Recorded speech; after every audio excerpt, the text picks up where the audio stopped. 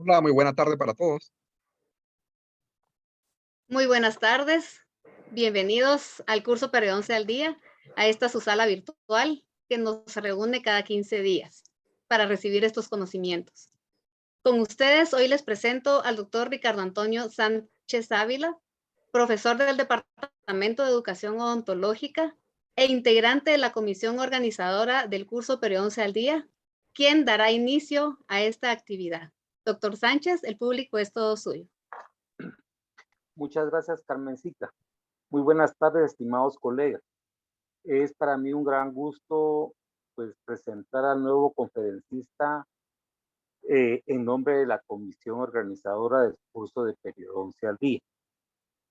El día de hoy vamos a presentar un video con la hoja de vida del doctor Luis Antonio Callejas Rivera, quien nos va a compartir la conferencia sobre la nueva clasificación de la periimplantitis. Este cuarto módulo también va a tocar otros temas como es salud periimplantaria, mucositis periimplantaria y periimplantitis. Entonces, para dar inicio, le pido a Carmencita que por favor nos comparta el video. Muchas gracias y bienvenidos de nuevo.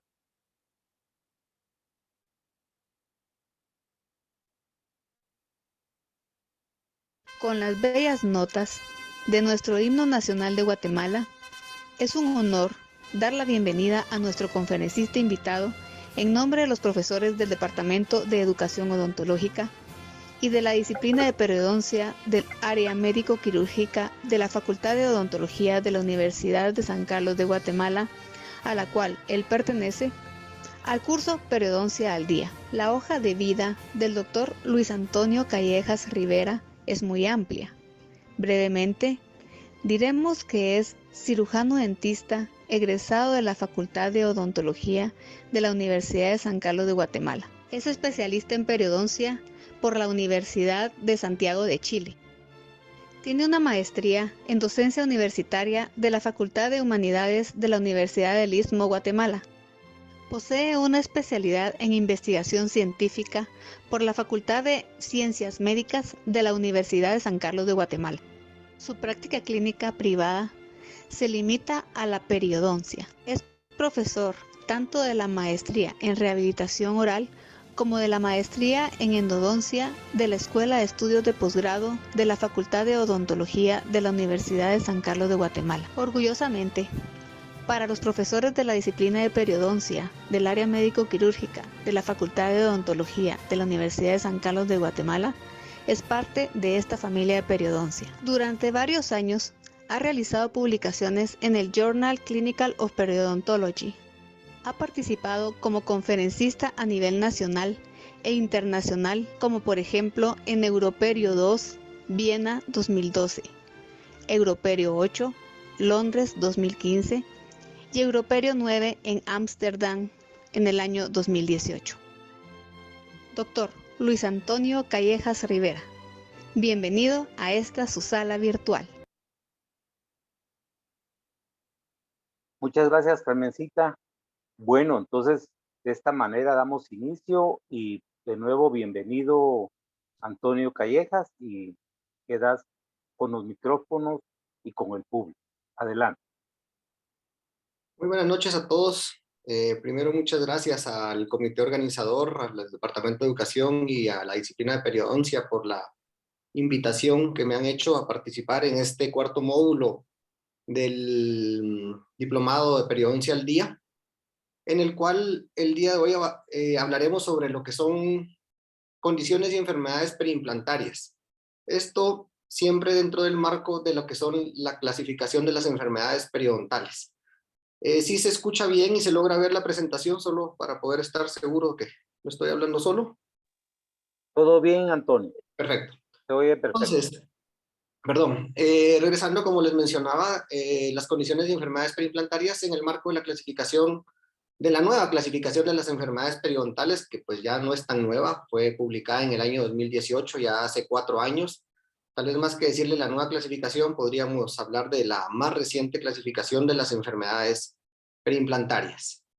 Dentro de veamos así, de los grandes cambios que se tienen dentro de esta nueva o reciente clasificación de las enfermedades periodontales está que le agregan este grupo de condiciones y enfermedades alrededor de los implantes. Si nos ponemos a ver un poquito en la historia de esto, realmente las enfermedades periimplantarias, veámoslo así, son condiciones o enfermedades de reciente aparición, si lo vemos desde esta manera.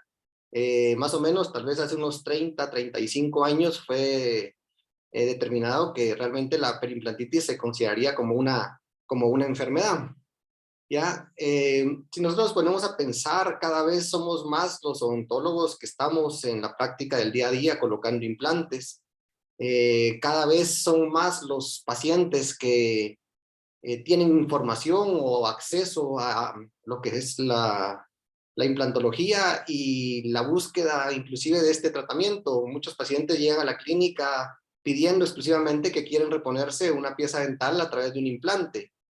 Y esto pues ha sido por todo lo que ha venido siendo en la información que va adquiriendo el paciente a través de redes sociales o la educación que puede ir teniendo el paciente o el acceso que puede ir teniendo el paciente a este tipo de conocimiento. En relación a esto, en el año 2019 se tenía un estimado aproximado de que más o menos se habían colocado 8.800 millones de implantes dentales, ¿sí? Es una cantidad bastante grande. Y como les mencionaba, esto puede estar relacionado a un montón de factores, ¿ya? Y uno de estos factores también podría estar asociado al marketing que se ha tenido a través de las casas comerciales, que pues nos han venido a ofrecer que los implantes es una de las mejores soluciones que tenemos, que yo actualmente con todo lo que uno va leyendo, estudiando, pues podría dudarlo en algún momento realmente si es una de las mejores cosas que existen para reponer los dientes, pero es una de las alternativas, ¿sí? Y otra, pues como les mencioné anteriormente, es que los pacientes están teniendo cada vez más acceso, tanto económico como de forma de conocimiento, a lo que es los implantes dentales. Se estima más o menos que en relación a la colocación de implantes, esto lo estiman las casas comerciales, se tiene un aproximado de 20 millones de implantes que se colocan anualmente. ¿Y esto qué quiere decir? Pues que hay un aumento, veámoslo así, ¿ya? Relacionado a pues, pacientes más contentos, pacientes que van a poder comer mejor, pacientes que van a tener una mejor calidad de vida, pero en especial hay un gran aumento en la cantidad de complicaciones que va a tener o que vamos a tener nosotros los odontólogos y que van a tener los pacientes.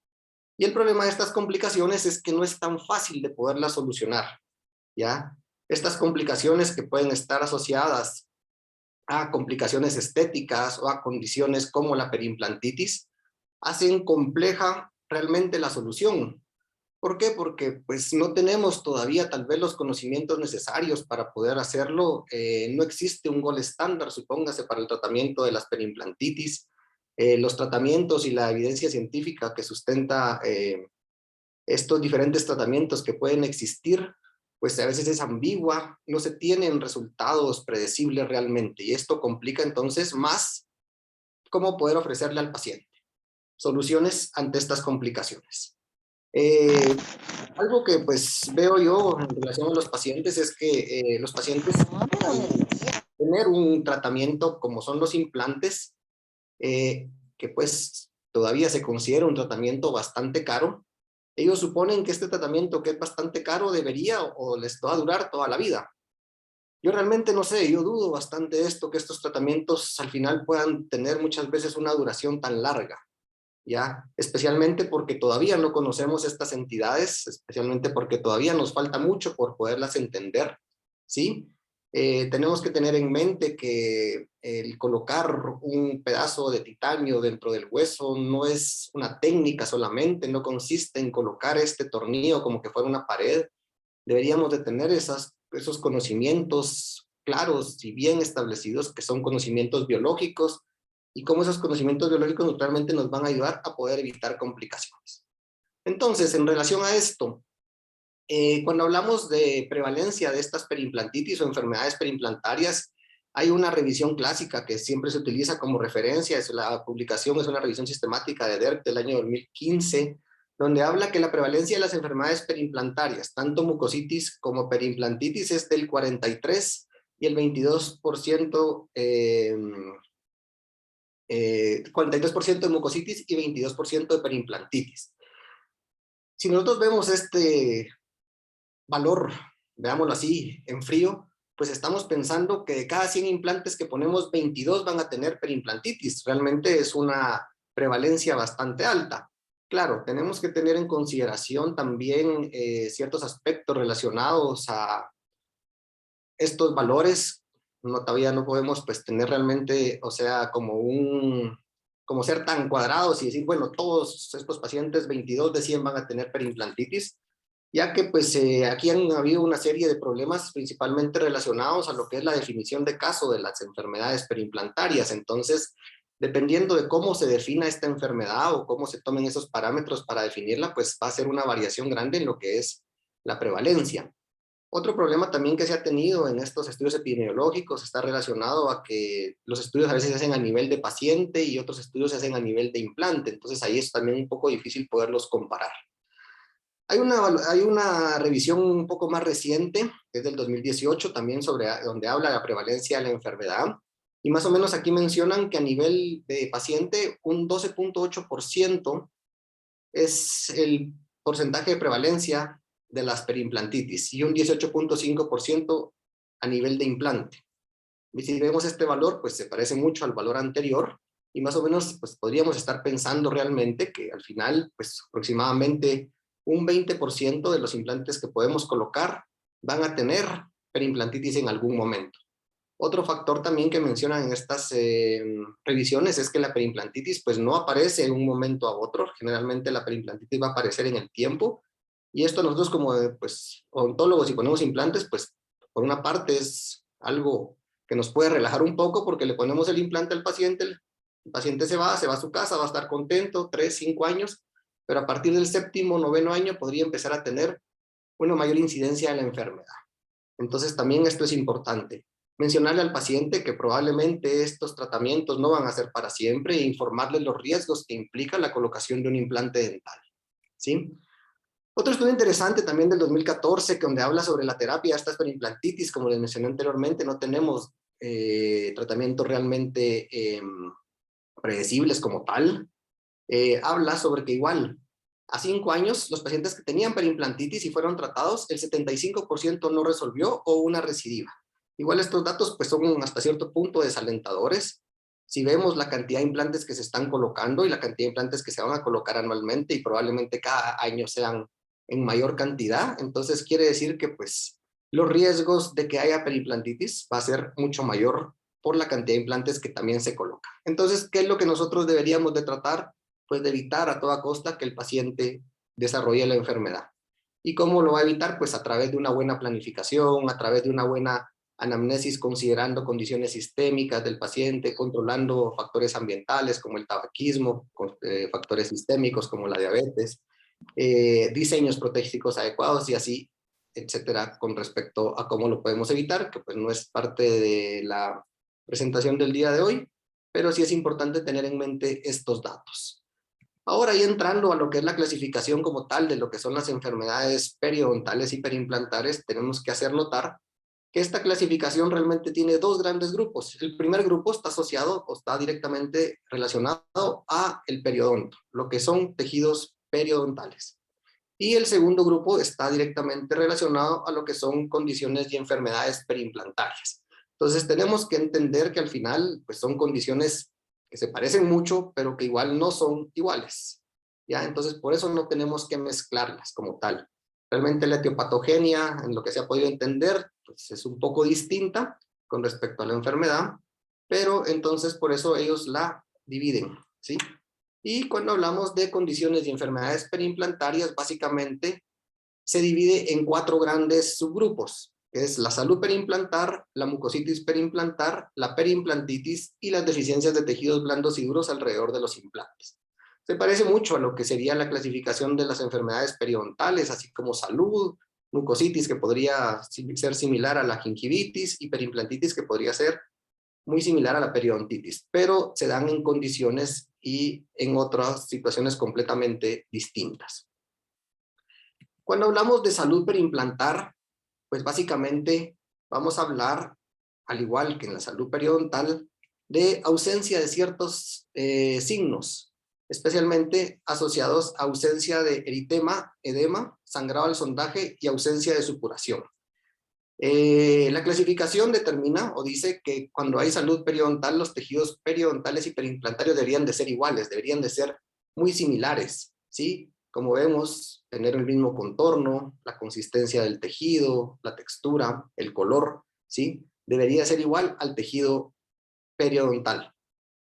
En la clasificación también se menciona que podría haber cierta variación en la altura de las papilas y esto podría ser considerado también como salud. En relación también siempre a lo que es salud periimplantar, pues cómo nos vamos a guiar nosotros para determinar la salud a través de la valoración de signos clínicos inflamatorios. También en este caso, pues usamos el instrumento que usamos para hacer la valoración periodontal, que es la sonda periodontal.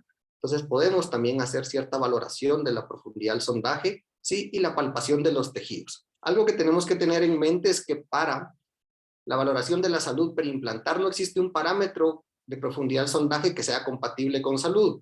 Si ustedes pues, recuerdan, a nivel de tejidos periodontales, este parámetro asociado a salud es de profundidad del sondaje menores de 3 milímetros. En este caso no. ¿Por qué? Porque va a haber una variación dependiendo la profundidad que se coloque el implante, el grosor de los tejidos por encima del implante, podría variar en relación a ciertos aditamentos que se coloquen alrededor del implante. Entonces no va a existir un parámetro como tal de profundidad del sondaje para determinar salud.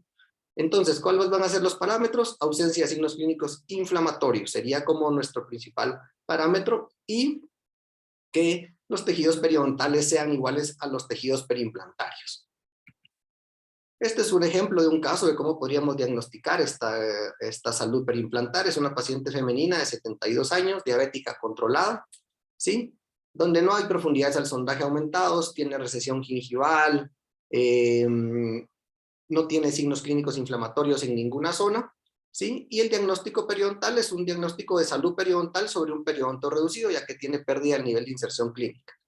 Y tiene un implante a nivel de pieza 13, ¿ya? Y las condiciones y los tejidos periimplantarios son similares a los tejidos periodontales, no hay cambio de coloración, de contorno, no hay edema, no hay sangrado al sondaje, ni eritema, por lo que se clasificaría como salud periimplantar a nivel de la pieza donde se coloca el implante. Tenemos que también tener en mente que existe dentro de la salud periimplantar ya un subgrupo que podríamos clasificarlo como salud periimplantar o salud sobre un tejido periimplantar reducido. ¿Esto qué quiere decir? Que alrededor del implante hubo cierta resección, se expuso alguna estructura del implante. Esto pudo haber sido porque no había suficiente grosor de tejido, blando o duro, o porque en algún momento el paciente tuvo periimplantitis, fue tratado y esto pues se detuvo, y entonces en ese momento que se evalúa, los signos clínicos inflamatorios están ausentes, aunque ya pudo haber, como se observa aquí, ha habido pérdida de hueso y recesión. Pero en este caso entonces sería salud sobre un tejido periimplantar reducido. En el siguiente subgrupo hablaremos de lo que es la mucositis, ¿ya? Cuando hablamos de mucositis, pues hablamos y nos referimos un poco a la definición de lo que sería una inflamación alrededor de los tejidos blandos del implante, ¿sí? Al igual de lo que sería la gingivitis. En estos casos de lo que sería la mucositis, vamos a tener como un parámetro importante diagnóstico el sangrado al sondaje, ¿sí? Presencia de estos signos clínicos inflamatorios, que sería edema, eritema, podemos tener también supuración, ¿sí? Y cierto aumento de la profundidad del sondaje. Este aumento de la profundidad del sondaje pues podría estar asociado a este aumento que puede tener el tejido blando, más que una relación a la pérdida ósea. En los casos de mucositis no debemos de tener pérdida ósea. Y todas estas enfermedades van a estar básicamente asociados a placa, a biofilm organizados alrededor del implante, ¿sí? Entonces, esto es otro ejemplo, un paciente de 60 años, sistémicamente sano, tuvo una pérdida dental por periodontitis, quedó edéntulo total, tiene una prótesis superior y una prótesis inferior soportada por 3 implantes. No tiene aumentos en la profundidad del sondaje, ¿sí? Hay signos clínicos inflamatorios, si ustedes observan, placa, cálculos, también hay presencia de sangrado al sondaje, por lo que el diagnóstico es una mucositis periimplantar en implantes inferiores y no hay pérdidas óseas. Generalmente en estos casos, cuando ya valoramos o medimos parámetros relacionados a la profundidad del sondaje o a la pérdida ósea, esta clasificación reciente lo que recomienda es que deberíamos de tener una alteración en esos parámetros relacionados con un punto inicial de medición, ¿ya? Tener radiografías iniciales a la hora de colocar el implante, radiografías iniciales a la hora de cargar el implante, inclusive radiografías al año de haber colocado la superestructura, y a partir de ahí pues podríamos tener este punto de comparación para saber si realmente hubo cierta pérdida ósea. Ahora pasando al tercer grupo, que ya sería la periimplantitis como tal. La periimplantitis básicamente la vamos a definir como una afección patológica que va a estar asociada a placa, igual, que ocurre en tejidos alrededor del implante y que va a estar caracterizada por la inflamación de los tejidos blandos, y esto va a llevar a la pérdida progresiva del hueso de soporte, ¿ya? Con relación a esto, ¿qué vamos a tener clínicamente? Cambios clínicos inflamatorios, edema, eritema, ¿sí? Sangrado al sondaje, aumentos en esa profundidad del sondaje, y algo que pues tendría que ser diferente a los otros es pérdidas óseas observadas radiográficamente. ¿Ok? Entonces, a esto es lo que yo les mencionaba. Nosotros, o la clasificación, dice que igual alrededor de los implantes pues vamos a tener en la mayoría de los casos un proceso de remodelación ósea en la parte cervical, ¿sí? Y esta remodelación ósea pues podría darse inclusive en el primer año luego de haber colocado la superestructura. Y a partir de eso, pues nosotros podríamos tener el punto de referencia para poder realmente saber si en evaluaciones posteriores hemos tenido pérdida ósea o no.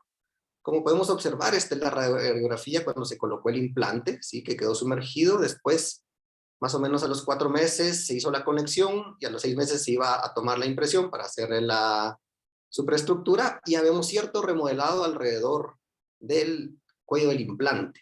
Y esta es la radiografía al año, ¿ya? Y pues sigue teniendo más o menos ese remodelado, pero esta radiografía al año pues nos podría servir de guía. El problema es que muchas veces nosotros no tenemos seguimiento de los pacientes, a veces no tenemos ni siquiera radiografías de seguimiento o de haber colocado la superestructura, y eso pues nos podría complicar ese parámetro de comparación como tal. Esta remodelación ósea debería ser menor de 2 milímetros, y eso es importante tenerlo en consideración. Esta remodelación se podría considerar normal, ya. Al final, si nosotros observamos los implantes, al momento de colocar los implantes, al final sí vamos a tener cierta pérdida ósea, que podría llegar a ser hasta de 2 milímetros en la parte cervical. También pues tenemos que considerar algo. Actualmente hay ciertas hipótesis o ciertos grupos de profesionales que dicen que esta pérdida o esta remodelación ósea a nivel cervical ya no debería de darse. O sea, que realmente con ciertas características en los implantes, a la hora de colocarlos, la posición que se coloquen, los aditamentos protésicos que se utilicen, o estas pérdidas o esta remodelación a nivel cervical no debería de existir. Ya si esta remodelación existiera con esas características, ya estamos teniendo un problema, pero igual todavía falta poder investigar realmente y poder realmente determinar si esta remodelación debería ser normal o no. Pero según la clasificación del 2018, esta remodelación menor de 2 milímetros debería todavía considerarse como un proceso normal. ¿Ok? Ahora, en relación a la profundidad del sondaje, esta profundidad del sondaje tendríamos que correlacionarla con parámetros radiográficos también. Si nosotros observamos este implante del lado derecho de la pantalla, pues donde vemos que hay una pérdida ósea del 50%, pues ahí claramente no deberíamos de esperar que ese proceso fuera un proceso de remodelación normal, ¿ya? Que se diera donde se va a perder el 50% del implante, el hueso que soporta el implante. Entonces, esto tenemos que correlacionarlo con las profundidades al sondaje, y eso nos va a ayudar realmente para poder dar el diagnóstico. Ahora, con respecto a la medición de la profundidad del sondaje en implantes, han habido una serie de cuestionamientos, una serie de inquietudes, y hay pues ciertas escuelas que dicen que no se deberían de sondear los implantes, otros dicen que sí, pero la clasificación de las enfermedades al final determina como parámetro, ya, diagnóstico, medir esa profundidad.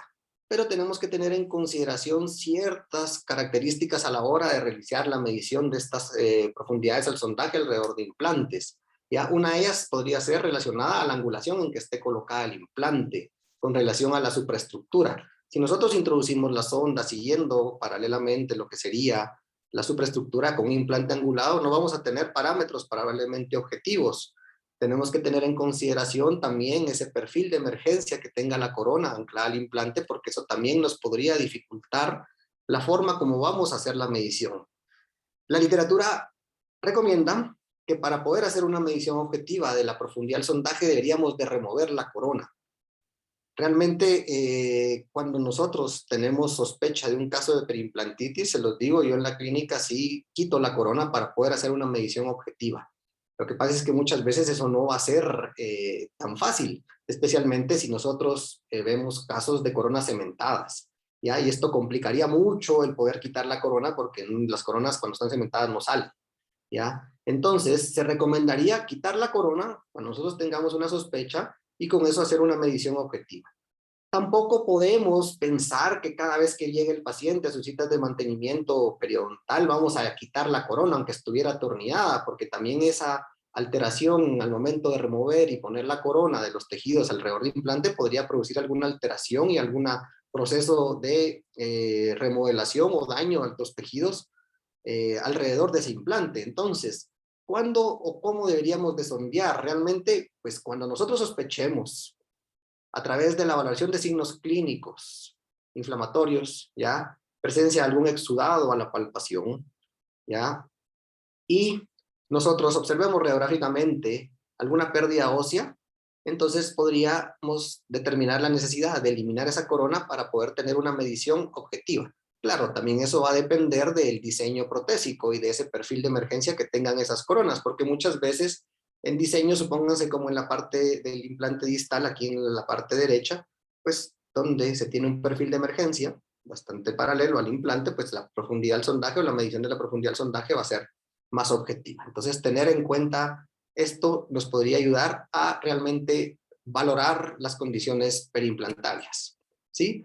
Supongamos este caso, si ustedes observan esta corona del implante a nivel de pieza 30, realmente hacer el sondaje se hacía un poco difícil. La paciente llegó porque tenía molestia, tenía especialmente dolor en la zona, sangrado espontáneo refería a ella, ¿sí? Y tenía edema, eritema, y queríamos realmente hacer una valoración con respecto a la medición de la profundidad del sondaje. Si ustedes ven la corona, es una corona que tiene un perfil de emergencia bastante amplio, lo que dificulta la medición. Entonces se procedió a remover la corona y ya con la remoción de la corona pues pudimos tener acceso a una medición más objetiva de las profundidades alrededor de ese implante. Claro, si observan el implante de la corona del implante de adelante, pues hay una desadaptación bastante grande, probablemente algún exceso de material en la parte distal, ¿ya? Que también estaba haciendo que la paciente pues tuviera al final un proceso de periimplantitis, ¿sí? Ahora, ¿cómo podríamos solucionar estos problemas de remoción de estructuras o de remoción de superestructuras o de coronas? Veamos así. Podríamos solucionarlo a través de la utilización de aditamentos transmucosos como los multi-unit, que esto nos permite poder desatornillar las superestructuras y poder tener un acceso pues, más objetivo al implante para poder hacer una medición, y no solo para una medición, sino para poder hacer también un buen mantenimiento. ¿Ya? En este caso, al zafar la estructura, al desatornillar la estructura, pues no tocamos esta conexión del implante, lo que también nos favorece es que no va a haber un daño a esos tejidos que están a nivel de la plataforma del implante. Otro aditamento transmucoso son en este caso pues los sistemas Connect, que al final lo que hacen es elevar la plataforma del implante a zonas más coronales, los que nos permitiría en este caso poder en algún momento desatornillar la corona sin tener que acceder directamente a la zona donde está el hueso con relación al implante, o sea, a la plataforma del implante. ¿Ok? Ahora, en relación a la periimplantitis, y algo importante pues que tenemos que tener en consideración, así como hablábamos de esa alta prevalencia que tiene, sobre esos malos resultados que tenemos con relación al tratamiento, donde no tenemos tratamientos predecibles, donde esos tratamientos al final no están funcionando bien, donde al final puede ser que funcionen o no funcionen, ya realmente para el tratamiento de la periimplantitis se ha probado de todo, ya tanto quirúrgico como no quirúrgico. y los resultados pues al final son contradictorios, ¿sí? Tenemos que también tener en mente lo que es la progresión de la periimplantitis. Este es un estudio interesante publicado en el 2021 donde habla sobre predictores de pérdida dental en pacientes con tratamiento o terapia de mantenimiento periodontal. Aquí lo que ellos concluyen y lo que ellos ven es que realmente los pacientes que tuvieron periodontitis, fueron tratados y están en terapia de mantenimiento periodontal, pierden aproximadamente un diente cada 10 años. Y como pueden ver un ejemplo, en este caso fue un paciente que en el 2008 fue tratado con periodontitis, tenía una pérdida ósea severa realmente, ¿sí? Generalizada, veámoslo así, tanto de efectos óseos verticales como horizontales. Y en el 2020 tenemos una radiografía de comparación. 12 años después, si ustedes observan realmente la progresión de la enfermedad, ha sido muy baja, casi nada. El paciente al final lo único que perdió fue las cordales, pero fueron indicadas para extracción por el acceso y la dificultad que él tenía para la higiene. Es un paciente que periódicamente asiste a sus citas de mantenimiento cada 6 meses. Entonces esto a nivel periodontal pues nos demuestra que un paciente, a pesar de tener periodontitis, haber sido tratado por periodontitis, si logra tener un buen control de placa, un buen control de ese biofilm que se organiza alrededor de los tejidos periodontales y con una buena terapia de mantenimiento, el paciente va a poder preservar sus piezas por mucho tiempo. Eso no pasa en las periimplantitis y eso nos complica las cosas. Ya este es un paciente igual que asiste relativamente a sus terapias de mantenimiento, más o menos cada año, ¿sí? Fue tratado por periodontitis y fue tratado por periimplantitis y podemos observar la progresión que tuvo la enfermedad en esos 4 años, ¿sí? El implante se perdió. Y eso pasa y es bastante común verlo, ya que la tasa de progresión de las enfermedades periimplantarias es bastante grande. La verdad que es una progresión que va a ser también dependiente en cada paciente, que puede ser dependiente también de condiciones sistémicas que tenga el paciente, de condiciones ambientales, si el paciente fuera fumador, ¿sí? Pero la tasa de progresión generalmente de estas enfermedades es mucho mayor. Y esto sumado que el tratamiento no funciona, entonces los riesgos de perder los implantes en un paciente que ya tiene periimplantitis al final son súper altos. Y esto también, ¿qué implica? Implica muchas cosas con relación, primero, a qué hacemos después de que el paciente pierde ese implante. Muchos de esos pacientes que pierden implantes no es que quieran volver a pasar por lo mismo y volver a colocarse un nuevo implante, aunque a veces, pues, aunque quisieran, no es posible por los defectos que quedan, ¿ya? Por los costos que implican, ¿ya? Y porque al final muchas veces estos pacientes al final no cambian sus hábitos, no quieren, pues, aceptar que tienen alguna condición sistémica que favorece en la progresión de la enfermedad. Entonces, por eso también es importante, hasta donde sea posible, tratar de mantener los dientes. Claro, mantener los dientes implica mantenerlos en salud, mantenerlos con cierto confort al paciente, y algo que es difícil en pacientes periodontales es mantenerlos con estética. Pero, por lo menos, si pudimos observar anteriormente, y así hay muchos casos, los pacientes tratados periodontalmente generalmente se controlan y con una buena terapia de mantenimiento no pierden dientes, a diferencia de los pacientes con implantes. Ahora un ejemplo de lo que sería la periimplantitis. Esta es una paciente que asiste a la clínica porque tiene movilidad en unos dientes, sangrado espontáneo, refiere ella, y sangrado también provocado cuando se cepilla. Tiene dolor a nivel del implante de la pieza 3-6, ¿sí? Y la paciente, pues al hacer el periodontograma observamos que hay profundidades al sondaje aumentadas tanto a nivel de dientes como a nivel de implantes. Hay bastante placa, hay sangrado también generalizado. Y entonces, en estos casos, ¿cómo diagnosticamos la entidad? ¿Y cómo diagnosticamos estas condiciones que al final pues son condiciones, veámoslo así, combinadas? Primero tenemos que centrarnos en la condición periodontal. Esta paciente, por las profundidades al sondaje que tiene, las pérdidas del nivel de inserción clínica, la severidad de pérdida ósea que presenta, se clasifica como una periodontitis estadio 3, o podría ser estadio 4 también, o sea, esto podría ser discutible, ¿sí? Grado C, ¿ya?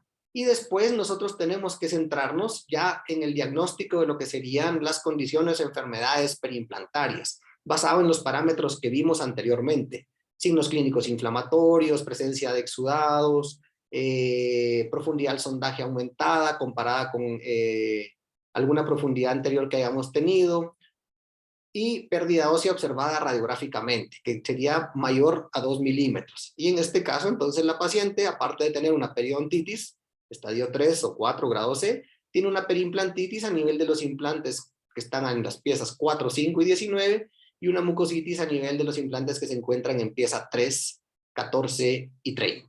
¿Sí? Entonces tenemos que tener en mente que las clasificaciones son distintas, que las entidades son distintas. En estos casos no podemos o no tenemos elementos para poder clasificar las periimplantitis, veamos así, en grados o en estadios. Eso no existe, no hay, según la clasificación.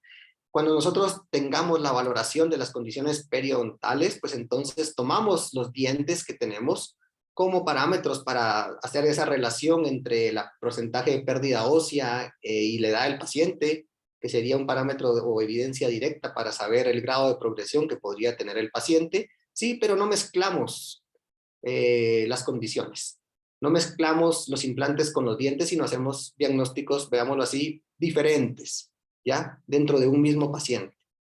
Tenemos que tener en mente que también dentro de las condiciones o enfermedades periodontales podemos tener diferentes diagnósticos. Podríamos tener periodontitis y otro diagnóstico podrían ser recesiones gingivales, ¿ya? Que también podrían anotarse. O sea, no es necesario que el paciente solamente tenga un diagnóstico, ¿ya? Otra cosa también interesante que no tiene, veamos así, la clasificación de las enfermedades o condiciones periodontales es distribución, porque en este caso, si el paciente tiene 10 implantes en boca, y es lo único que tiene y no tiene dientes, siempre el diagnóstico se hace por sitio, o veamos por implante, no se hace de forma generalizada o localizada, ¿sí? Y esto también, pues, es importante tenerlo en consideración porque a diferencia de las periodontitis, pues sí, tenemos que dar la distribución que se tiene la entidad que estamos valorando. ¿Ok? Ahora, otro ejemplo, esta es una paciente femenina de 50 años, que fue el caso que les mostré anteriormente. Es una paciente sistémicamente sana y ella lo único que refiere es que le colocaron los implantes hace 3 años. La paciente se presenta por sangrado y dolor en donde tiene los implantes. En relación a la valoración periodontal y periimplantar, pues observamos que, claro, tienen aumentos en la profundidad del sondaje, en varias piezas que no van más allá de 5 milímetros, algún compromiso de furca en una molar, ¿sí? Sangrado generalizado, placa generalizada. Esto también pues, nos indica que hay una pérdida de inserción en las piezas, ¿sí? Entonces, el diagnóstico en esta paciente es una periodontitis estadio 2 grado B, ¿sí? Independientemente del daño que tenga o del grado de destrucción que tenga a nivel de los implantes. Con esto hacemos una valoración distinta a nivel de los implantes, ¿sí? Y pues aquí observamos las profundidades al sondaje que tiene aumentadas a nivel de estos 2 implantes con esta pérdida ósea radiográfica, y con esto entonces nosotros damos el diagnóstico periimplantar o de las condiciones periimplantares. Entonces la paciente tiene una periodontitis estadio 2 grado B y una periimplantitis a nivel de los implantes de pieza 29 y 30. ¿Ok? Con lo que les mencionaba, en relación a las periimplantitis, pues no tenemos grados, no tenemos estadios, no hablamos de una periimplantitis moderada, no hablamos de una periimplantitis leve o severa. Esto no lo tenemos en la clasificación, sino simplemente tenemos salud, gingivitis o periimplantitis, ¿ya? Hay algún tipo de literatura que describe estas pérdidas o estos daños que se causan de pérdida ósea alrededor de los implantes, relacionados a esta morfología o severidad que puede tener este defecto alrededor del implante, ¿ya? Y esto lo hace en función especialmente del tratamiento. En función del tratamiento me refiero a que ciertos tipos de defectos con cierta morfología podrían estar indicados en algún momento para poder ser regenerados, o sea, a través de injertos y membranas o otro tipo de materiales. Pero esto como tal no es parte de la clasificación del año 2018, para que lo tengamos en mente, ¿sí? O sea, hay otra, veamos así, clasificación de defecto como tal, pero solamente el defecto óseo, pero no entra dentro de la clasificación de las condiciones o enfermedades periimplantarias.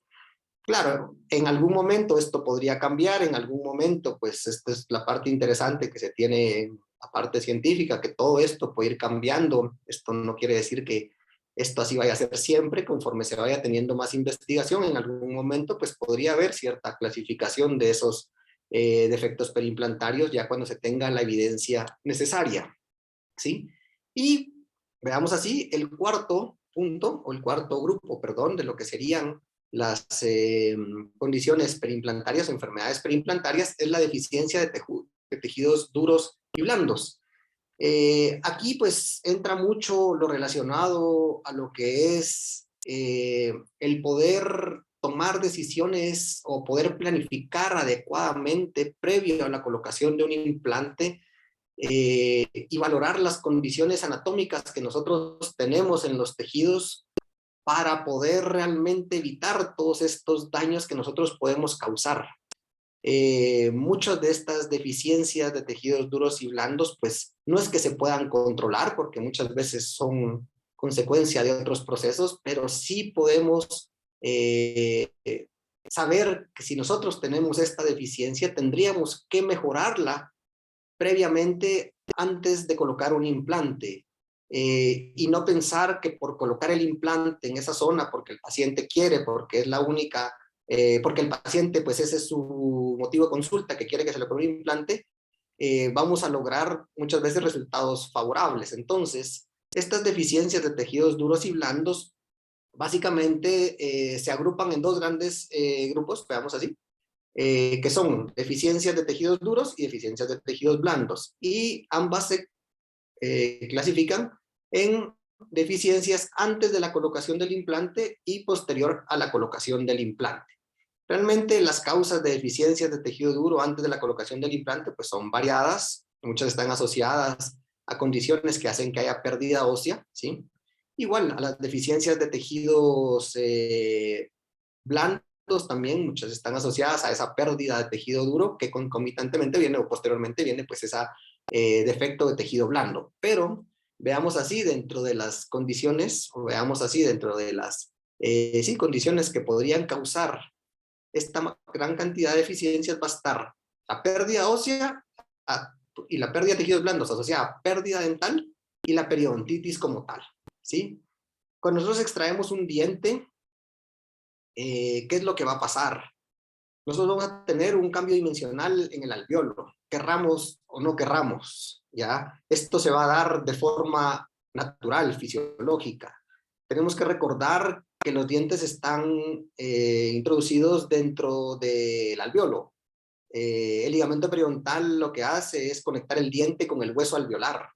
Al momento de extraer el diente y perderse el ligamento periodontal, el hueso alveolar, propiamente dicho, el hueso alveolar como tal, o el bone del bone que se conoce, se va a perder, querramos o no. ¿Por qué? Porque fisiológicamente ya no tiene función, porque perdemos el diente que tenía ligamento periodontal, y entonces esta remodelación va a ser variable entre pacientes, va a ser variable entre zonas anatómicas, va a ser variable entre dientes, pero se ha visto más o menos que esta variación o este cambio dimensional en los alveolos, ¿sí? Especialmente cuando tenemos tablas bucales delgadas, podría llegar a ser hasta de un 62% del tamaño que tenía anteriormente el alveolo.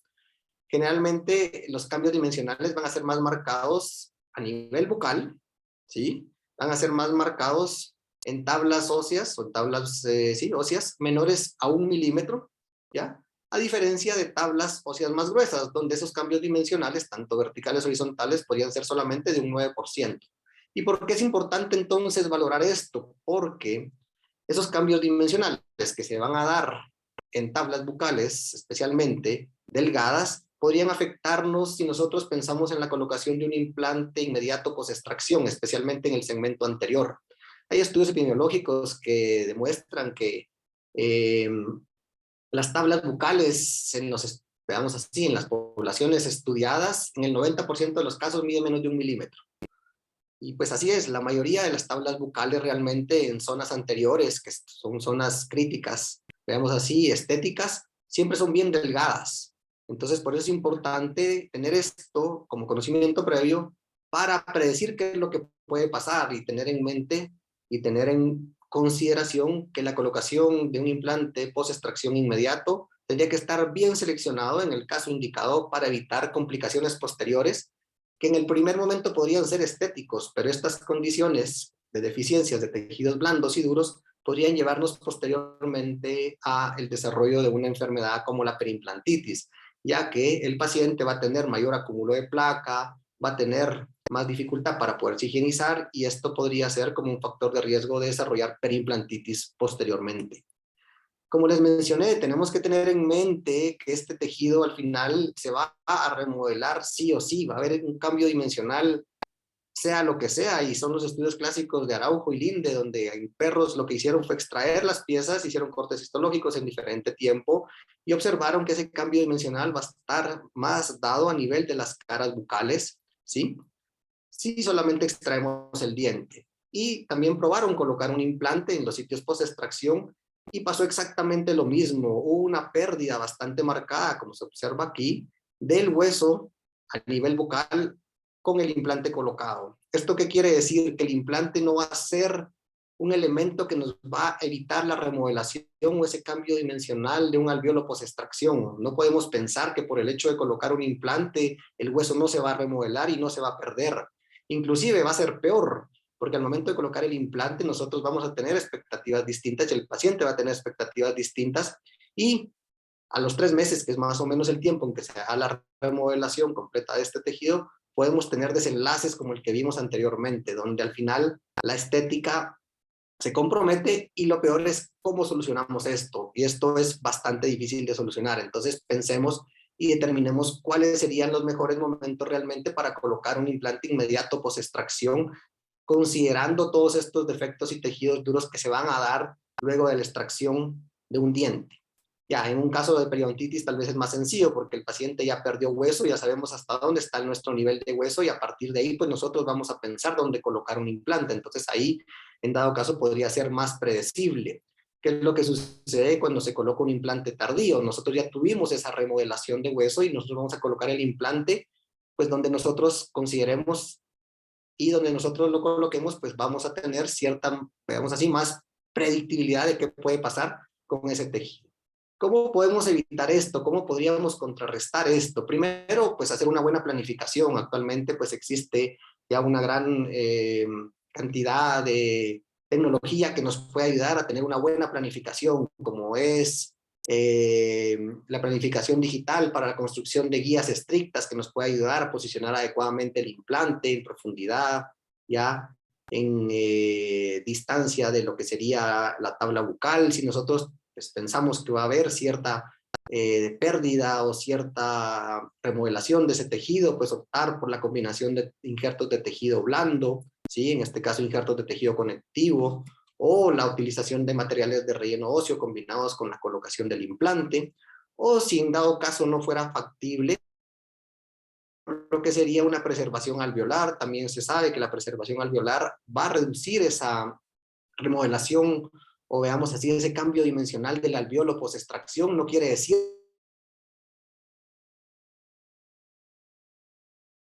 nosotros pues al momento de pensar que va a haber una reducción de esa tabla bucal, podríamos compensar hasta cierto punto, como les mencioné, engrosando el tejido. Claro, nosotros tenemos un paciente con un fenotipo óseo fino, con una tabla menor a 1 milímetro, y tenemos igual en ese paciente un fenotipo gingival fino. Deberíamos de considerar realmente si la colocación de un implante inmediato post-extracción debería ser lo más adecuado o no, porque los riesgos de que se tengan deficiencias posteriores pues van a ser mucho mayores, y esto especialmente en el sector anterior. Otro tema interesante relacionado a esto es la encía queratinizada, la cantidad de encía queratinizada. Este ha sido un tema bastante discutido, tanto en dientes como en implantes. Muchas veces pues se mencionaba que nosotros deberíamos de tener una banda ancha de encía queratinizada para evitar algún proceso periodontal, veamos así. Esto es bastante pues discutible. Se ha podido observar que independientemente de la cantidad de encía queratinizada o encía herida que pueda tener un paciente, si el paciente tiene una adecuada higiene, pues puede ser que no tengamos ningún tipo de problema periodontal. A nivel de implantes, esa discusión fue lo mismo, pero ahorita en el 2022 salió una revisión sistemática donde hablaba de la influencia que tenía esta encía queratinizada en la prevención de estas enfermedades perimplantarias. Y las conclusiones de esto fueron que tener una cantidad de encía queratinizada mayor a 2 milímetros de ancho nos va a favorecer en reducir la prevalencia de perimplantitis, reducir inflamación, reducir disconfort al paciente, ¿sí? Y va a ayudar a tener un menor acúmulo de placa, por lo que la encía queratinizada debería ser un elemento importante a considerar, especialmente en los implantes que se colocan en el segmento inferior a nivel de premolares y molares, donde esa encía queratinizada muchas veces no existe. Entonces, esto pues lo tendríamos que mejorar, ya sea antes o al momento de la colocación del implante, a través de injertos o algún otro tipo de sustituto que nos podría ayudar a mejorar esas condiciones de tejido blando alrededor de los implantes. ¿Ok? Otro factor importante relacionado a esta parte de lo que son factores relacionados a la perimplantitis, veámoslo así, es el diseño protésico. Nosotros tenemos que pensar que anatómicamente cuando se pierde un diente, la característica anatómica del sitio donde va a recibir el implante es distinta, ¿ya? Muchas veces nosotros queremos cerrar por completos todos esos espacios que va a tener el paciente en relación al contacto con la prótesis, pero ¿cómo el paciente va a limpiarse estas estructuras? ¿Cómo el paciente va a lograr acceder a la higiene ahí? ¿Cómo el paciente va a poder tener un acceso adecuado a los tejidos, a las superficies del implante para tener una buena higiene? Tenemos que dejar troneras más abiertas, sí, pero el que el paciente siente ahí un hoyo, pues es la única manera que va a tener el paciente de poderse limpiar, ¿sí? Si nosotros no dejamos estas troneras abiertas, si nosotros no dejamos estos espacios para que el paciente se limpie, el riesgo de perimplantitis va a ser bastante alto. En estas prótesis híbridas, veamos así, poderlas quitar y poner cada cierta cantidad de tiempo, pues se hace un poquito más fácil por el tipo de diseño protésico, pero el paciente debería poder tener un acceso adecuado día a día a poderse higienizar. En coronas individuales es importante tener en consideración el perfil de emergencia que se deje, ¿sí? A ese perfil de emergencia adecuado para que el paciente tenga un acceso favorable a la higiene. Este es un implante que coloqué yo más o menos hace 4 años. Si ustedes ven, miren el perfil de emergencia que se quedó en esa corona. En este momento, hace 4 años, yo no era, pues veamos así, no usaba tanto lo que eran guías estrictas de colocación, más colocaba los implantes al cálculo, ¿ya? Y yo, analizando los casos, pues veo, o sea, el riesgo que podría tener este paciente de desarrollar algún problema periimplantar por el diseño protésico que quedó, y esto fue asociado básicamente no tanto al diseño protésico, sino a la colocación y la posición del implante. Este implante lo pude haber colocado más hacia mesial, lo que nos hubiera permitido tener un diseño protésico mucho mejor, ¿sí? Se recomienda que esos diseños protésicos pues sean cóncavos a este nivel de la conexión del implante, y esto pues va a facilitar o va a facilitar tanto la higiene y va a prevenir el daño periimplantar. ¿Cómo podemos entonces prevenir la perimplantitis? Es algo difícil, realmente no es tan fácil poderla prevenir. Ahorita en el año 2002 hay una revisión de literatura donde nos dan algunas indicaciones que nos podría ayudar a la prevención de esta enfermedad. Hay algunos factores que pues nosotros no los podemos controlar, como los factores relacionados al paciente, que es el paciente al final el que pues tiene que tener la responsabilidad de controlarlos, y esto va muy asociado a que el paciente tenga un buen control de placa, que el paciente tenga una terapia regular de mantenimiento, que el paciente si fuma pues deje de fumar, y si el paciente tiene alguna condición sistémica que podría alterar el tejido alrededor de los implantes, pues controlarla. ¿Ya? Algo importante que tenemos que tener en consideración es que los pacientes con periodontitis, a los que se le colocan implantes, tienen muchísimo más riesgo de desarrollar periimplantitis que pacientes que no tuvieron periodontitis previa. Por lo que entonces las frecuencias de mantenimiento deberían ser mucho más frecuentes. Y la otra es que el paciente debería de estar sano previo a la colocación de los implantes. ¿Ok? En relación a las prótesis, era lo que mencionábamos anteriormente, si cuando fuera posible o cuando es posible, tratar de hacer prótesis que sean atornilladas. Y esto facilita pues el poderla remover, poder evaluar, inclusive si fuera necesario, hacer un perfil natural de emergencia de estas prótesis que sean convexas en menos de 30 grados, los que le mencionaba anteriormente, en la forma, en el diseño que deben de tener las coronas a este nivel, ¿sí? Y que realmente se tenga un adecuado contacto oclusal de los implantes. Veamos así lo que está relacionado a la parte clínica. Algo que es súper importante pues es colocar el implante tridimensionalmente en la posición que debería de estar. Tener en consideración que los implantes deberían de ser colocados con una, veamos así, desde el punto de vista rehabilitador.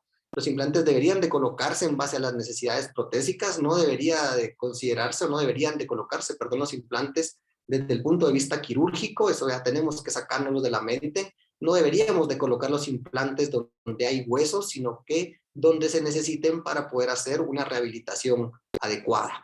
Y cuando fuera posible, que cada vez creo que va a ser más accesible, la utilización de guías estrictas para la colocación. Y con esto vamos a reducir muchos de los errores como operadores que podemos tener. También tener en mente las condiciones relacionadas al sitio donde se coloca el implante, y esto está asociado al grosor de los tejidos, ¿sí? Tanto blandos como tejidos duros. La banda en sí queratinizada, que era lo que les mencionaba anteriormente, que esta banda fuera mayor a 2 milímetros, y que esas zonas donde se coloquen los implantes pues no tuvieran una infección en ese momento. Hay algo también que mencionan relacionado al diseño de los implantes. Esto es un poquito pues también controvertido, que podría dar mucho a qué discutir. Ellos mencionan que los implantes deberían de tener una superficie, un collar liso de 1 milímetro en la parte más cervical.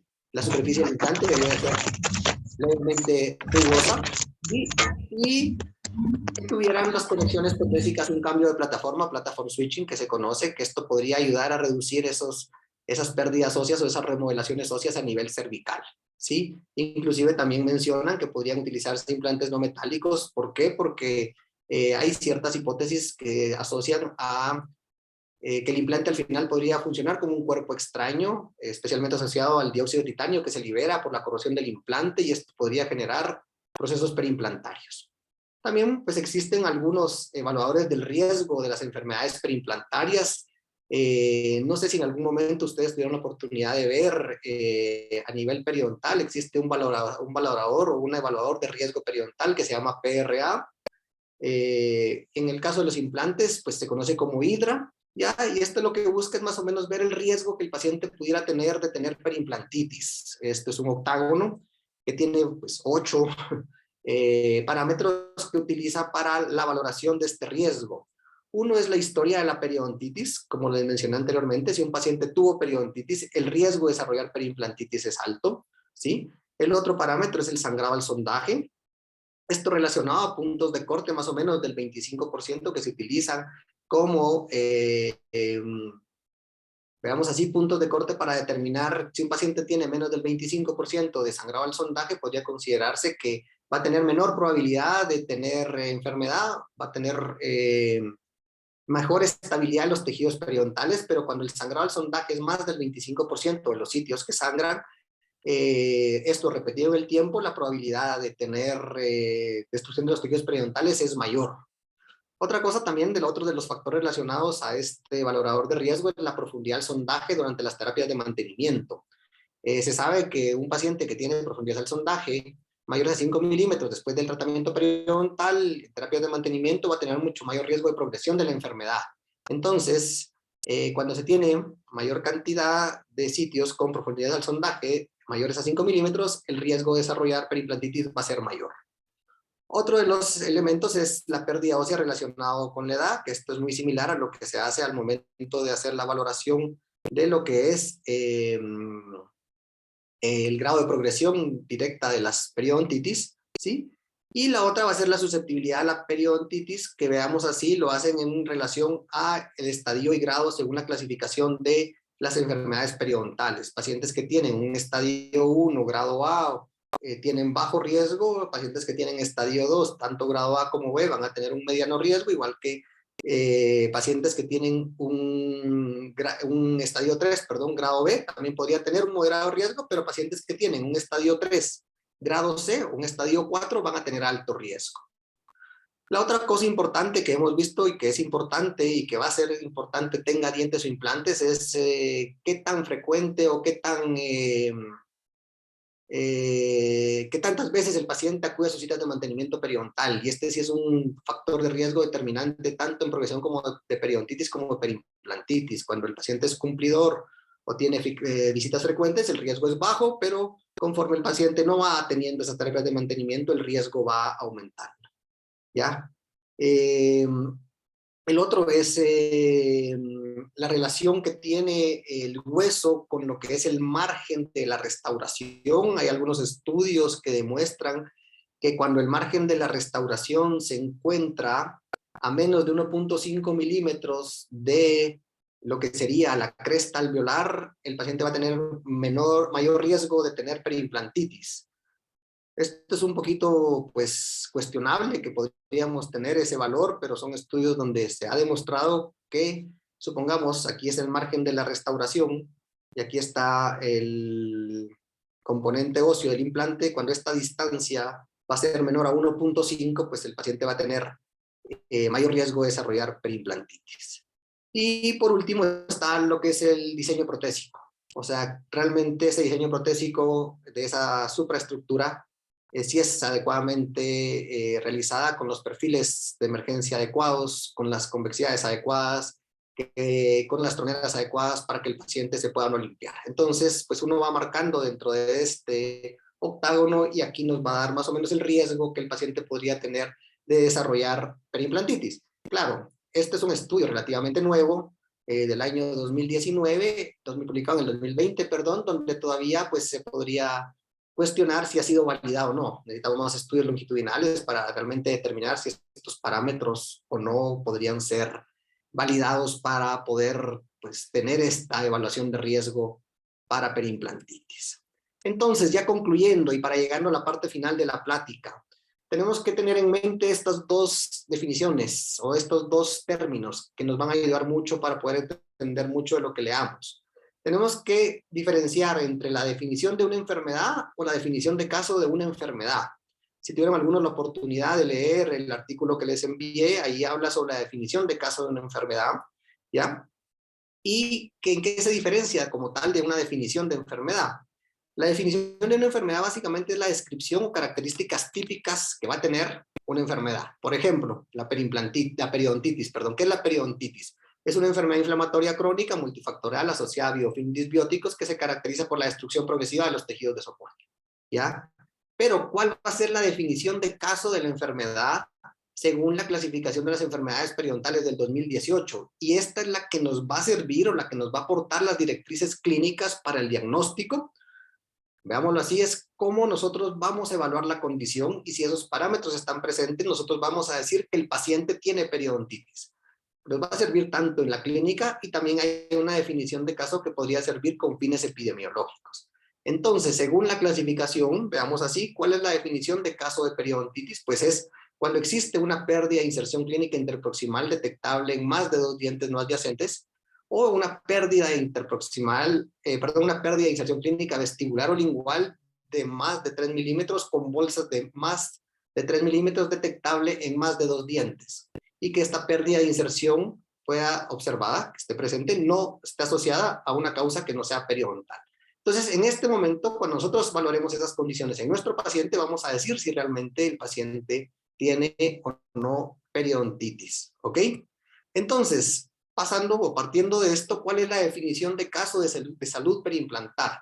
Cuando nosotros tengamos al paciente, tenemos que valorar ausencia de signos clínicos de inflamación, ausencia de sangrado y supuración al sondaje, que no haya un aumento de la profundidad del sondaje en comparación a exploraciones previas y que el paciente no tenga pérdida ósea. Bien, entonces, en este caso, nosotros vamos a poder decir o diagnosticar que nuestro paciente tiene salud periimplantar. ¿Cuál es la definición de caso de mucositis periimplantar? Básicamente se basa en sangrado y supuración al sondaje. Ese sería nuestro principal parámetro de valoración y que no haya una pérdida ósea, ¿sí? ¿Y cuál sería nuestra definición de caso entonces de periimplantitis? En este caso hay 2 definiciones de caso. Una va a estar asociada cuando se tienen exploraciones previas y una cuando no se tienen exploraciones previas, que es lo que pasa en la mayoría de los casos. Muchas veces es difícil que nosotros veamos o tengamos referencias previas de profundidad del sondaje o de pérdidas óseas cuando nosotros evaluamos a los pacientes. Entonces, cuando nosotros tenemos valoraciones previas, la definición de caso sería sangrado o supuración al sondaje, con aumento de la profundidad del sondaje cuando la comparemos con esas valoraciones previas de profundidad del sondaje, y pérdida ósea también evaluada con radiografías previas que tengamos luego de esa remodelación que se pudo haber dado a nivel cervical del implante. Cuando no tenemos evaluaciones previas, básicamente el sangrado y la supuración al sondaje también van a estar presentes, pero las profundidades al sondaje como punto de corte vamos a utilizar más de 6 milímetros. 6 o más milímetros de profundidad al sondaje va a ser nuestro punto de corte para poder determinar que pudiera haber una periimplantitis. Y los niveles óseos van a ser mayores o iguales a 3 milímetros desde la parte apical veamos así, de la parte más coronal del componente intraóseo del implante. O sea, es la distancia que vamos a tener desde el cuello del implante hasta donde esté la cresta alveolar. Si eso es más de 3 milímetros, combinado con una profundidad del sondaje de 6 milímetros, va a ser nuestra definición de caso para el diagnóstico de periimplantitis cuando estemos nosotros viendo al paciente clínicamente. Entonces, con esto llegamos al final de lo que son la clasificación de las enfermedades periimplantarias. Tengamos en mente que estas condiciones son separadas completamente de lo que son las condiciones periodontales. Tengamos en mente que cada vez estas complicaciones van a estar dándose, cada vez va a haber mayor cantidad de complicaciones alrededor de implantes, porque cada vez va a ser mayor la cantidad de implantes que se colocan. Nosotros como profesionales de la salud, pues tenemos que ser responsables del manejo adecuado de estas técnicas que tenemos al alcance cada vez más fácilmente. Tenemos que saber o entender que la colocación de un implante no es meter un tornillo de metal en una pared, o un tornillo, perdón, en una pared, que alrededor de ese implante van a haber tejidos que van a producir una interacción biológica y que si nosotros no conocemos esa interacción biológica que va a tener, pues probablemente tengamos una serie de problemas. Tenemos ya más o menos los parámetros adecuados, veamos así, o no adecuados, en un consenso que nos pueden ayudar para poder dar diagnósticos, ¿sí? Y esto pues nos va a permitir hasta cierto momento pues hacer estudios epidemiológicos también, donde las definiciones de casos sean similares y podamos realmente pues saber realmente, digamos así, qué tanta periimplantitis, qué tanta mucositis o qué tanta salud periimplantar hay. Muchas gracias por el tiempo, muchas gracias por la atención y pues no sé si tienen alguna duda para que podamos pasar a esa parte. Bueno, pues agradecemos, Tonito, la conferencia. El doctor Callejas envió un documento en donde pudiéramos ya haber tenido alguna información con la cual pues podemos interactuar un poquito o hacer alguna interacción. Agradezco mucho, por supuesto, tan excelente disertación, Tonito. Te agradecemos también la evidencia científica de alto nivel que nos presentaste, muy actualizada, por supuesto, y con gente de las academias, tanto europea como la americana de periodoncia, pues que han presentado, ¿verdad? Esta clasificación en el cuarto grupo que sabemos de la clasificación de las enfermedades periodontales en ese workshop. De alguna manera, te queremos agradecer también el que presentaras casos clínicos tuyos, porque es el expertise principal de tu especialidad, ¿verdad? Que es el trabajo con práctica limitada a periodoncia y por supuesto también la vulnerabilidad de poder observar tus casos y que pudiéramos tener esa experiencia en cuanto a la rehabilitación, ¿verdad? De algunas situaciones o de condiciones que nos dificultan en algún momento las evaluaciones. También, pues, agradecerte la muestra de las herramientas que podemos tener para la evaluación de riesgos cuando vamos a tomar las decisiones, ¿verdad? A la hora de poner un implante, pues que tengamos esas herramientas donde podamos hacer nuestras evaluaciones. En este caso, pues mostraste una herramienta que podemos tener los clínicos a la mano, ¿verdad? Y donde podemos hacer la evaluación de ese riesgo. Pues agradecemos también a todos la comunicación que han tenido a través del chat. Pues te puedo decir, Tonito, que hay muchas felicitaciones. Felicita el doctor Barreda sobre la conferencia. También, por supuesto, tenemos a la doctora Gaby Pérez, que también nos habla sobre, gracias por la información tan importante que nos has brindado. También hay una pregunta para que podamos entrar a algunas dudas que han mostrado. El doctor Ricardo Antonio Sánchez pregunta que con tu experiencia que has tenido, ¿cómo ha sido con los pacientes sometidos a radiación por cáncer? ¿Qué pasa si se pueden colocar implantes después de la radiación? No sé si quieres ampliar un poquito de esto. Con relación a lo que menciona el doctor en parte de la radiación, tenemos que tener en mente que también, bueno, no solo con la radiación, sino con cualquier situación donde se alteren los procesos reparativos, donde se alteren los mecanismos de remodelación ósea, pues habría que tener ciertas precauciones a la hora de colocar implantes dentales, ¿ya? Para no tener complicaciones. Realmente, específicamente, en pacientes irradiados de cabeza, pues, posteriores a cáncer, yo no he tenido experiencia en tratamientos de implantes posteriores a, pero estos tipos de procedimientos al final pues van a tener ciertas repercusiones en procesos reparativos, en procesos de remodelación ósea, entonces deberían de evitarse. En media vez hay algún tipo de alteración de estos procesos. Ya una vez estén controlados y los procesos reparativos y remodelación ósea estén en condiciones normales, pues podría aplicarse, pero si el paciente está sometido a radiación, pues en ese momento no sería el momento más indicado de colocarle pues, un implante dental, ¿ya? Porque al final pues esto va a producir repercusiones en procesos reparativos o de remodelado básicamente, que al final es lo que uno busca en el proceso de osteointegración, que al final es un proceso de remodelado óseo alrededor de estos materiales que van a hacer que los tejidos se integren al implante. Pues también tenemos felicitaciones de parte del doctor Kurda Quinten. Gracias, Antonio. Muy ordenada y clara tu plática. Doctor Ricardo Zavala, también gracias, doctor Callejas. Excelente conferencia.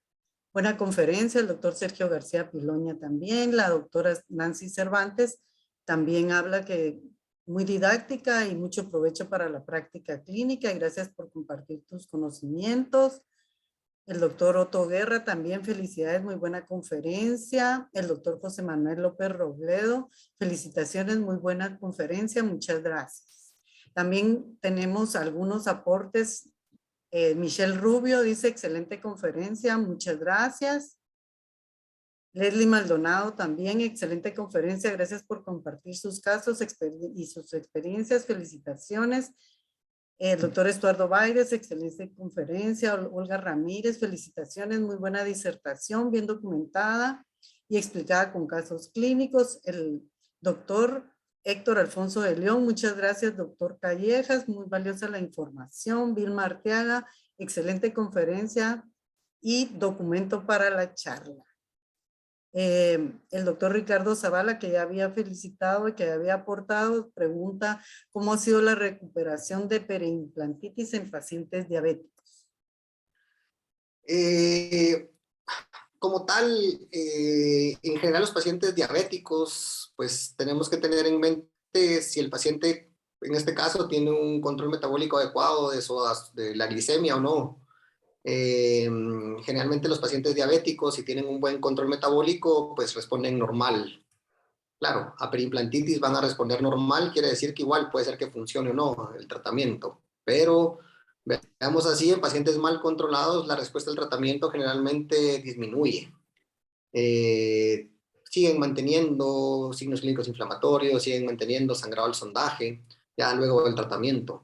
Y esto está asociado básicamente que los pacientes con alteraciones metabólicas del azúcar, en este caso diabéticos, tienen una respuesta alterada, una respuesta inmune alterada y tienen una respuesta reparativa también alterada.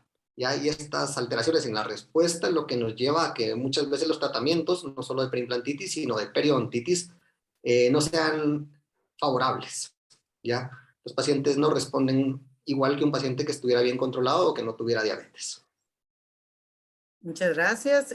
También el doctor Guillermo Barreda, de nuevo, muy bonita la conferencia. El doctor Juan Carlos Orozco, excelente conferencia, gracias por todo. El doctor Robin Hernández, Excelente ponencia, doctor. El doctor Taracena, Mario Enrique. Felicitaciones, doctor Calleja, y a los organizadores. La doctora Elenita, muchas gracias. Excelente ponencia, Tonito. El doctor José Figueroa, felicidades. Excelente conferencia. Pues es un gusto realmente ver las muestras de felicitación. Bastante las que nos presentan. Estaba leyendo, alguien habla sobre osteoporosis y el riesgo y clasificación de riesgo. Como ustedes observaron en la clasificación no menciona nada de la osteoporosis. No sé si alguno ha tenido oportunidad de poder profundizar un poco más en lo que es la clasificación de las enfermedades perimplantarias. Como tal, la osteoporosis pues, no se considera como un factor de riesgo, pero claro, o sea, si un paciente está con osteoporosis y está bajo tratamiento de bifosfonatos, o no solamente bifosfonatos, sino algún otro antirresortivo, medicamento antirreabsorción ósea, pues al final podemos tener los mismos riesgos que si nosotros hacemos una extracción que podría ser la necrosis del maxilar. Claro, inclusive hay literatura que menciona que al momento de colocar el implante y se está dando el proceso de osteointegración y posteriormente se le colocan bifosfonatos, al haber un menor recambio óseo podríamos tener mejores resultados en este proceso de integración en los implantes, pero eso hay que tomarlo con cautela, habría que determinar bien este tipo de evidencia para saber. En los pacientes con osteoporosis como tal, veamos así, sin tratamiento, que tengan osteoporosis y la colocación de implantes, pues habría que tener cuidado al momento de hacer fresados en ciertas zonas muy delgadas, porque podríamos, dependiendo del grado de osteoporosis que tenga, veamos así, fracturar la mandíbula, ¿ya? Pero a nivel de lo que sería osteointegración como tal, podría no haber ningún efecto directo ya en este proceso, porque al final pues son un poquito distintos los mecanismos, pero en riesgos de periimplantitis no hay ningún estudio que asocie osteoporosis con riesgo de periimplantitis como tal. Pues también Sergio Menéndez, Miriam Mercedes, también agradecen la plática. Y tenemos también el doctor Hunda, gracias por la excelente conferencia. Mirna Calderón, importante tema, felicidades Luis Antonio. El doctor Ricardo Sánchez, muchas felicitaciones Tonita, excelente conferencia y muy didáctica. También tenemos conexión a través de Facebook Live. La doctora María de Los Ángeles López hace una pregunta y dice que cuando los pacientes son rehabilitados y luego van a viajar al extranjero, ¿qué recomendaciones puntuales les damos? ¿Qué deben observar en la cotidianidad en sus puentes y coronas? Bueno, algo importante con esto que nosotros como, veamos, profesionales de la salud que colocamos implantes, algo que deberíamos de hacer y que pues no se hace, yo he visto poco que se haga, es nosotros deberíamos de darle toda la información a los pacientes de qué tipo de implante, qué tipo de aditamento y qué tipo de rehabilitación le damos. Nosotros deberíamos de entregarle una hoja al paciente con la copia del sticker de la marca, con toda la especificación de los aditamentos, implantes que colocamos. Esto podría ayudarnos mucho, podría ayudar a otros colegas en el momento en que el paciente viaja al extranjero y necesite algún tipo de tratamiento o servicio dental relacionado a implantes. ¿Qué puede observar el paciente, veamos así, en el día a día?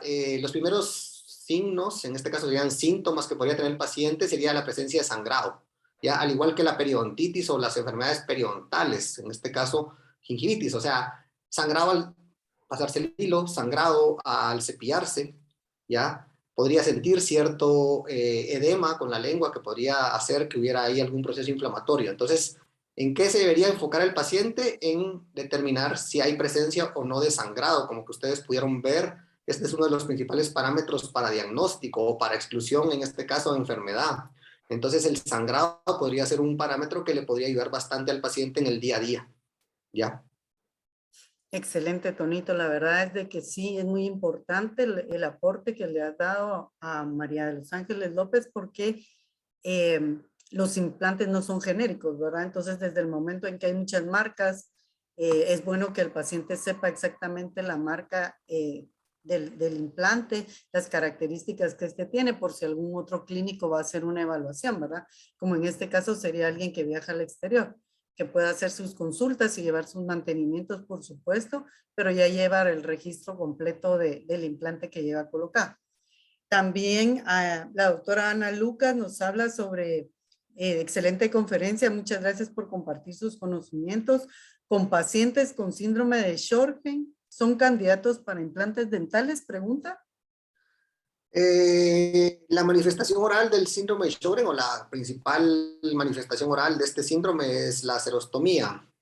Al final, veámoslo así, podría ser un factor de riesgo si vemos relacionado a que si un paciente no tiene saliva, pues va a tener una serie de complicaciones. En este caso, pues no va a tener caries, no puede tener caries, pero podría tener condiciones relacionadas a acúmulo de placa por esa falta de lubricación que podría tener, ¿ya? Y por esos efectos que la saliva tiene también antimicrobianos. Entonces, como tal, una contraindicación, veamos así, decir que un paciente con síndrome de Sjögren no se le deben de colocar implantes, no, pero sí los riesgos que podría tener al no tener una adecuada salivación, si no está bien controlado el síndrome a través de los medicamentos o lo que se pueda tener para el control de esto, podría ser un factor de riesgo en algún momento, especialmente de acúmulo de placa, y ese acúmulo de placa pues llevar a cualquier condición del implantar que hemos observado. Bueno, muchas gracias. Pues ahí ya dimos lectura a la mayoría de los aportes y de la gente que se comunicó a través del chat. La doctora Callejas dice: gracias por la información, felicidades. Paciente con periimplantitis, ¿qué aspecto debería considerar para prolongar el tiempo de vida del implante? ¿Valdría la pena mantener ese implante en boca? Claro, ahí esta es una situación bastante pues, controversial, veamos así, viendo que luego del tratamiento de la periimplantitis los pacientes en un gran porcentaje no se curan, ya, o vuelven a tener recidiva. Ahí va a haber que determinar casos por casos y va a determinarse en qué momento realmente debería de ser importante el mantener o no ese implante. Muchas veces al paciente que tiene periimplantitis se le pueden corregir ciertos aspectos especialmente relacionados al diseño protésico, que muchas veces son los principales causantes de estas enfermedades, y al poder corregir esos aspectos protésicos, veamos así, podrían hacer que el implante o que el paciente tenga una mejor condición de higiene, y al tener esa mejor condición de higiene el riesgo de periimplantitis pues se disminuya, o sea, de recidiva de la periimplantitis. Ya esto podría ser un factor que nos podría ver. Si nosotros logramos cambiar esas condiciones rehabilitadoras, podría ser un factor que podría ayudarnos a determinar dejar o no. La otra es ver cómo responde al tratamiento de la periimplantitis. Si el paciente responde al tratamiento en algún momento, supongamos que el paciente pues era fumador y deja de fumar, lo mismo, controla ciertos hábitos, pues podría pensarse. Pero si el paciente no está respondiendo, el implante sigue teniendo pérdidas óseas, pues ahí creo que podría ser una buena alternativa poderlo quitar. El problema de quitar un implante es que si el implante no ha perdido esa integración o su integración completa, quitarlo no es fácil. No sé si alguno de ustedes en algún momento ha tenido la oportunidad de quitar un implante, pero no es como extraer un diente. O sea, al final es extraer un diente anquilosado, ya donde los riesgos de producir un daño mayor, dependiendo la cantidad de hueso que tenga ese implante, son bien altos. Entonces, habría que valorar particularmente en cada caso. La otra cosa, veamos así, importante es si un paciente tiene periimplantitis por una inadecuada posición en la colocación del implante, y aparte esa mala colocación está dando un problema estético que no va a ser corregible, ahí sí es mejor quitarlo. O sea, en este caso, y si el motivo del paciente de consulta es que tiene un problema estético por una mala colocación del implante, hasta muchas veces, sin que tenga periimplantitis el paciente, yo recomendaría quitarlo para pues, mejorar el motivo de consulta y las condiciones que ese paciente pueda tener. ¿Ya? En este caso particular, la pregunta dice ¿qué aspectos serían de considerar para prolongar el tiempo de vida? Bueno, que el paciente mejore su higiene, crear las condiciones, como les digo, adecuadas para que el paciente se pueda higienizar mejor. El paciente controle sus hábitos, si es fumador o no, que el paciente controle su condición sistémica, ¿ya? Y eso podría ser. Muchas gracias. Y ya por último, el doctor Abril, felicidades, excelente conferencia, doctor Callejas. Y el licenciado Marco Vinicio García Sarán, también excelente ponencia, doctor Callejas. No Pues sé si con alguien esto, había levantado la mano, vio que alguien había levantado la mano por ahí, no sé si quería preguntar algo, perdón, vamos a ver eso. pero ya no están, no sé si alguien Víctor había Hugo levantado la Lima. mano. El doctor Víctor Hugo Lima tiene su mano levantada. Muchas gracias, Carlita. Fíjense que, bueno, levanté la mano hasta en este momento, pero gracias a Luis Antonio por esa oportunidad. Quisiera preguntarle, no lo hice escribiendo porque pues pienso que es muy extenso y lo estoy haciendo mediante mi móvil, la conexión a la conferencia. Quisiera, Luis Antonio, tal vez nos podés comentar. Sabemos que los implantes, en términos generales, se ponen por pérdida de dientes derivado de problemas periodontales, problemas de caries y en muchas ocasiones por accidente, pero principalmente es por problema periodontal, problema de caries. Mi pregunta específica, Luis Antonio, se refiere a si el operador, si el odontólogo que va a colocar el implante se preocupará por evaluar la historia que tenga cada individuo para saber por qué razones hubo pérdida de dientes, porque yo voy a entender que una persona que ha perdido dientes por problemas periodontales no está nada lejos de que pueda seguir teniendo problemas periodontales en los dientes que le queden o problemas en los implantes que se le coloquen. Entonces, quisiera saber, Luis Antonio, algo al respecto. Y gracias por tu conferencia. Gracias. Claro, o sea, nosotros como profesionales deberíamos de recabar toda la información necesaria con respecto, pues, no solamente al motivo de pérdida dental, sino también a un montón de condiciones sistémicas, hasta en particular, yo consideraría hasta condiciones psicológicas o psiquiátricas de los pacientes. Lo que pasa es que muchas veces el tener y obtener esa información al final es difícil. Porque nosotros, ¿cómo podemos obtener esa información? Si nosotros hacemos una valoración clínica, pues podemos saber si un paciente tiene periodontitis, si tiene dientes, veamos así, si todavía tiene algunos dientes, pues a través de parámetros clínicos sabemos si tiene periodontitis o no. Pero si el paciente ya llega sin dientes, a veces es difícil pues tener un valor objetivo, una valoración objetiva, porque ¿qué es lo que pasa? Nosotros le preguntamos al paciente, ¿usted por qué perdió los dientes? ¿Ya? Pues esa es la pregunta que hacemos. Pues yo los perdí porque, no sé, cuando yo iba ahí me los sacaron y el doctor me dijo que no servía y me los sacaron. Y se le movían o tenía movilidad, podría ser otra pregunta que nos podría ayudar como para poder asociar con periodontitis. Pues algunos dicen, sí, se me movían, pero probablemente tal vez esa movilidad era porque tenía una condición endodóntica o tenía algo más. Entonces, tener parámetros objetivos en los pacientes, especialmente déntulos totales, a veces es difícil. No quiere decir que el paciente que ese déntulo total, el hecho de que no tenga dientes no quiere decir que los haya perdido como los haya perdido, que no pueda tener después un problema perimplantar, ¿ya? La condición genética del paciente siempre lo va a hacer predisponente, si tuvo periodontitis, a tener periodontitis aunque ya no haya tenido dientes.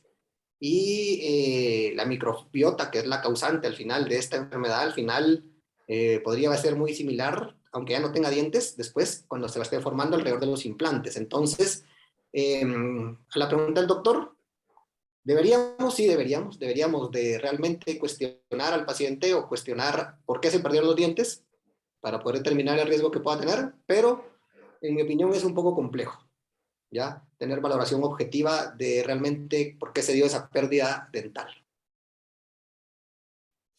Gracias. También el doctor Milian. Felicitaciones, doctor Callejas, por su conferencia. ¿Qué opina usted acerca de la probable relación que existe entre el diseño de la rehabilitación de un implante y una periimplantitis y o pérdida de soporte óseo? En mi opinión personal, esa es opinión personal en base a la práctica clínica que hago, uno de los factores principales para mí en el proceso de la periimplantitis es el diseño protésico, el inadecuado diseño protésico. Realmente, ese inadecuado diseño protésico es un factor determinante en lo que sería, veamos así, el desarrollo de perimplantitis o pérdida ósea en este caso.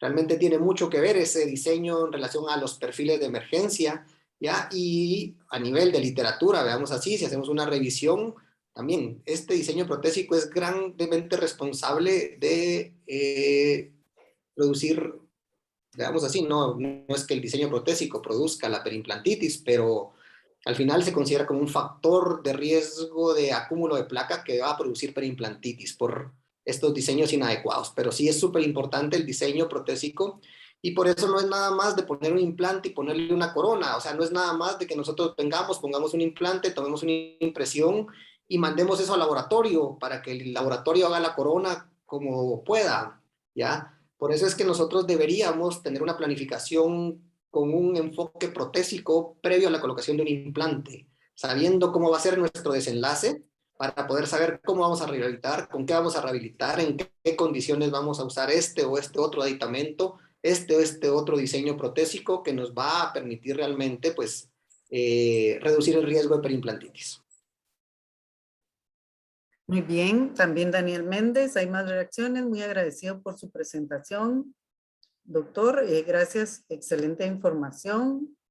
El doctor de León Saldaña, excelente conferencia. Luis Antonio, gracias por compartir. Felicitaciones. Ahí estamos. Agradecemos a todos su comunicación en el chat y también de forma presencial los que desearon a participar. Y ahora pues nos toca darte las gracias de parte de la comisión organizadora del curso Periodoncia al Día, que está integrada por profesores del Departamento de Educación Odontológica y de la disciplina de periodoncia. Y por supuesto entregamos este reconocimiento al doctor Luis Antonio Callejas Rivera por su valiosa disertación en el tema clasificación de las enfermedades periimplantarias, y te la estamos entregando este día, hoy jueves 4 de agosto del 2022, y agradecemos por supuesto, está firmado por mi persona y el doctor Ricardo Sánchez y la doctora Carmen Lorena Ordóñez Samayoa. De esta manera, pues te agradecemos tu participación y por supuesto siempre poniendo en alto el lema de nuestra institución, ir y enseñar a todos. Gracias, Tonito. Y muchas gracias.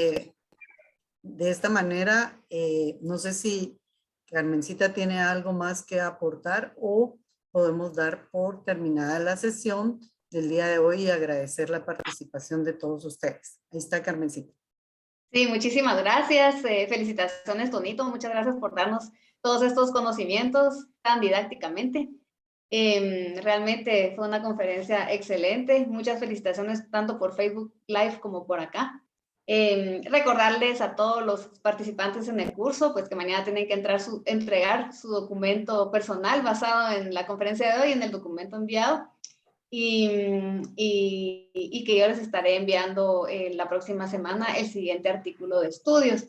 Tenemos dentro de 15 días la conferencia de la doctora Pilar Urizar, de la cual estarán recibiendo la invitación. Muchísimas gracias a todos, que como siempre les digo, gracias a ustedes es posible hacer esta actividad académica de mucho crecimiento y de actualización en temas, en esta ocasión, de periodoncia. Entonces les deseo feliz noche, que Dios me los bendiga y nos seguimos viendo y escribiendo a través de los chats y del correo electrónico. Bendiciones.